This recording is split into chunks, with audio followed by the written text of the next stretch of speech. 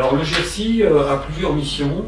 Une première partie de ces missions ont été définies et sont communes à tous les GRC de France. Il y a des missions qui intéressent plus particulièrement les investigateurs, comme la gestion du PHRC interrégional.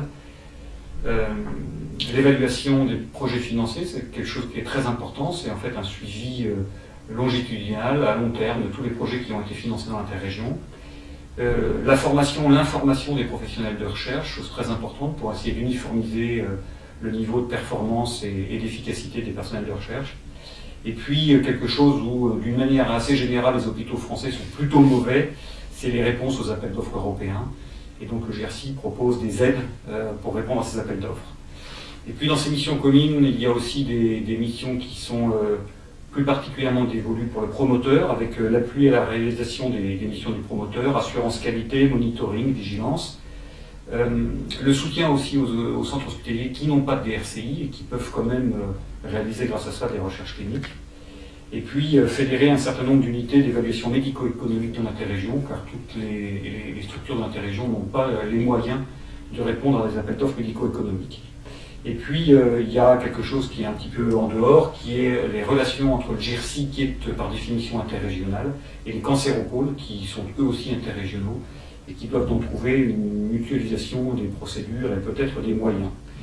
Et puis notre GRC, quand il a été créé, s'est défini des missions spécifiques. Et ces missions spécifiques sont propres à notre GRC, avec la première mission que s'est donnée de notre GRC, c'est l'appel d'offres à projet pour les DOM, qu'on appelle l'APIDOM. Il y a eu 2 appels d'offres qui ont été réalisés ces 2 dernières années avec un grand succès, qu'on va très probablement en 2014 faire évoluer, probablement 1 an sur 2, probablement en alternance avec un autre appel d'offres structuré pour tous les établissements de l'interrégion, mais on en parlera tout à l'heure pour les éléments de développement. L'allocation jeunes chercheurs, une spécificité aussi du GRC Sud-Ouest, qui est une allocation destinée à aider la mobilité des jeunes dans l'interrégion, avec cette année 3 jeunes qui vont partir de différentes structures de notre interrégion pour d'autres structures, et ce pour 1 an. L'accompagnement et la structuration des centres de recherche de ressources biologiques, qui est un axe très fort de notre GRC, qui marche très bien et qui est bien avancé. Et puis la mise en place d'un conseil juridique pour les établissements de l'interrégion non pourvus de cellules juridiques recherche.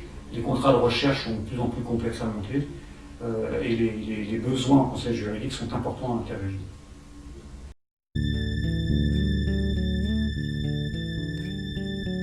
1,3 million par an alloués par la DGOS pour faire fonctionner le GRC, auquel se rajoute 2 millions d'euros qui est l'allocation pour le PHRC interrégional annuel.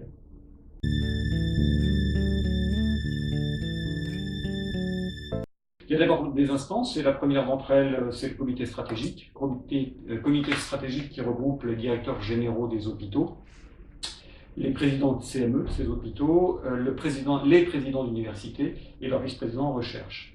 Ce comité stratégique entérine les grandes décisions du bureau et donne les grandes orientations du GRC. À côté de ce comité stratégique, il y a le bureau, qui est l'organe exécutif du GRC, qui organise, structure et propose tout un tas d'évolutions. Et puis le conseil scientifique, qui est chargé d'évaluer les projets scientifiques du GRC, allocation de jeunes chercheurs, APIDOM, PHRC interrégional. Ensuite, il y a une coordination au GRC. D'abord une coordination centrale qui est localisée physiquement à Bordeaux et qui s'occupe de l'organisation générale du GRC. Et puis des relais opérationnels dans chaque établissement qui sont des personnes financées par le GRC, une personne temps plein par établissement.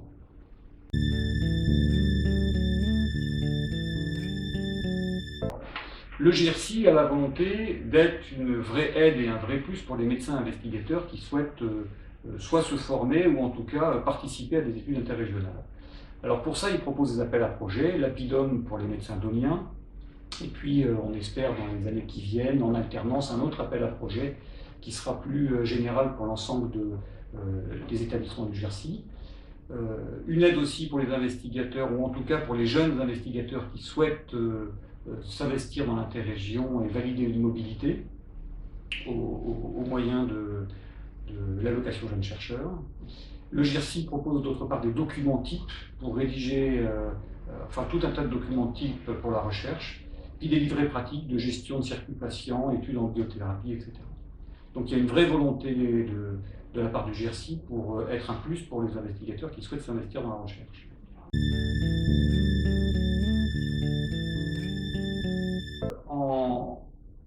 En 2014, le GIRC souhaite développer un certain nombre de nouveaux projets, dont le premier d'entre eux est la création d'un nouvel appel d'offres, avec pour l'instant une structuration qui est en cours et quelques propositions, comme un appel d'offres en cancérologie ou en soins de support, ou un appel d'offres médico-économique ou en recherche translationnelle. Il n'y a pas de décision aujourd'hui arrêtée et cet appel d'offres reste pour l'instant totalement ouvert. Nous souhaitons développer les liens avec le Cancéropôle. Nous avons inclus, ou en tout cas accueilli au sein du GIRC les deux établissements de traitement du cancer que sont Bergonié et Clodus Rego ces dernières années. Et c'est donc tout naturellement qu'on doit se rapprocher du Cancéropôle, même si le périmètre interrégional n'est pas tout à fait le même, puisque le Cancéropôle regroupe aussi la région de Montpellier.